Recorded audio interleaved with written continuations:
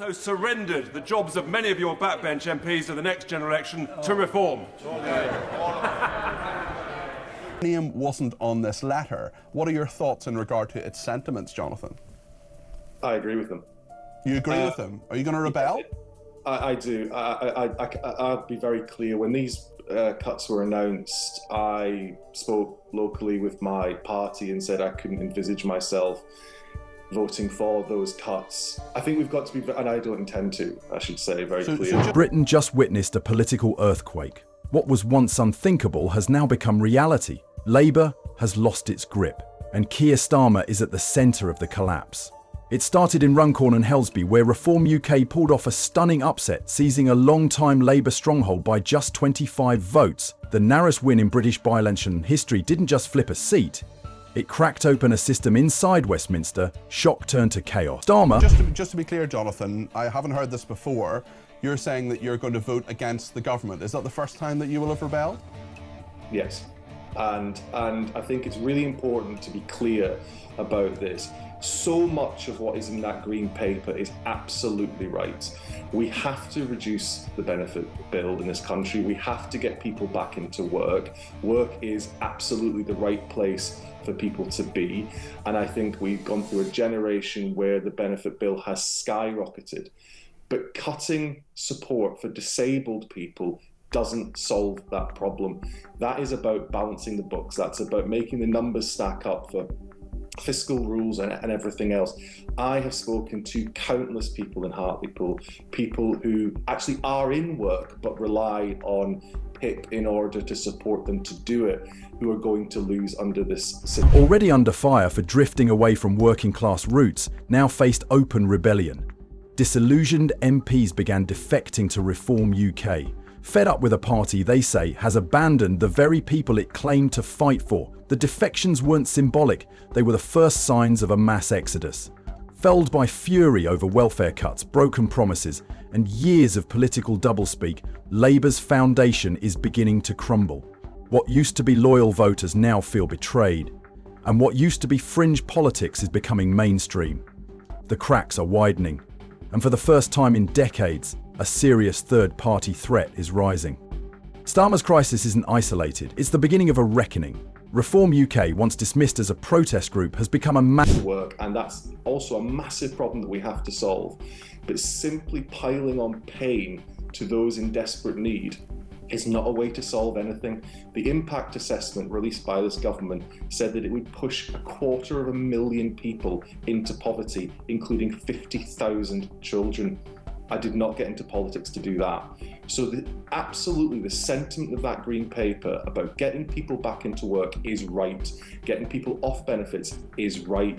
But simply cutting support for people who are disabled is not the way to achieve it. I would argue it probably makes it less likely that some of those people will get into work. Magnet for voters who feel shut out by both Labour and the Conservatives. With each by-election win, with every televised soundbite from Nigel Farage, they're pulling in people across the spectrum. Former Labour loyalists, disillusioned Tories, and those in the political middle who've had enough. The party's message is blunt, sometimes abrasive, but it feels honest. That rawness is breaking through where polished manifestos fail. It's not just about policy, it's about being heard. Reform UK speaks the language of frustration. And in an era where trust in politicians is at rock bottom, that authenticity matters more than ever. Inside Labour, the fallout has been brutal. MPs are defecting, backbenchers are plotting, and party veterans are openly questioning Starmer's leadership.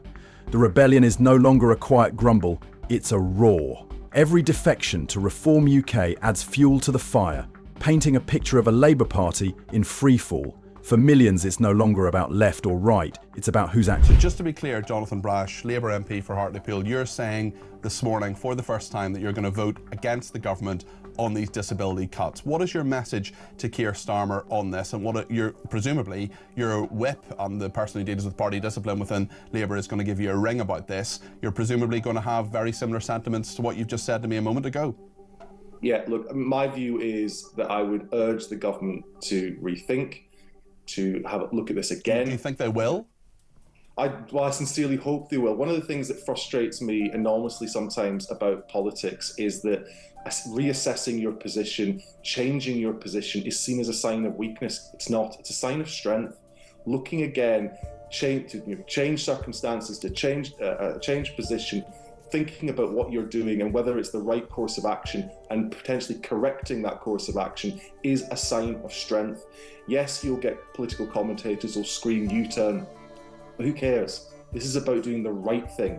And there are people right now in my constituency and constituencies right across this country that are worried, they're scared, they're anxious, and they're potentially going to be pushed into poverty by these specific changes around personal independence payments. I think we should rethink that. But I reiterate the overall aim of the government and the Green Paper to get people back listening. And Reform UK is winning that battle. Behind closed doors, the pressure finally broke Keir Starmer. As MPs defected and party unity disintegrated, he made the only move left. He called a snap general election. But this wasn't strategy, it was survival. With his authority in shreds and whispers of a leadership challenge growing louder, Starmer pulled the trigger in hopes of resetting the board before it collapsed completely. The decision sent Parliament into freefall. Starmer had once positioned himself as the adult in the room, the steady hand after years of Tory chaos. But now, he looked like a man trapped by his own party, scrambling to regain control. His snap election announcement wasn't bold, it was desperate. The consequences came fast. Poll numbers dipped further. Party infighting spilled into public view. Voters, already frustrated by Labour's policy flip-flops and muted leadership, saw the election not as a fresh start, but as a last-ditch gamble by a man on the ropes. And all the while, Reform UK kept climbing.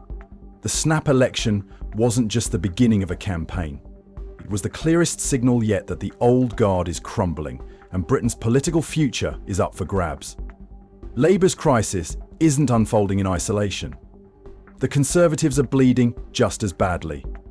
In recent local elections, they lost over 600 seats and control of 13 councils, a collapse that would have made headlines on its own if not for Labour's implosion. Kemi Badenoch is now clinging to control of a fractured party, as internal divisions and mounting public anger continue to build. What's been the first time you've rebelled or threatened to rebel? Do you regret voting for the winter fuel allowance cut? Should you have rebelled on that? It's a complicated one because I've said to you before, Peter, I absolutely agree with the principle of means testing. There's no way, for instance, my parents who are perfectly well off should be receiving a state handout with their heating bills. But as I've always said, I thought the threshold was too low. If I'm honest with you, maybe I can probably put my hand on my heart and say that maybe I shouldn't have voted for it at the time. It's something I think about most days, to be perfectly honest. What I said at the time when I voted for it, is that I thought the government needed to look very closely at the threshold and raise it significantly. It's what I believed then, it's still what I believe now. Happening in Westminster isn't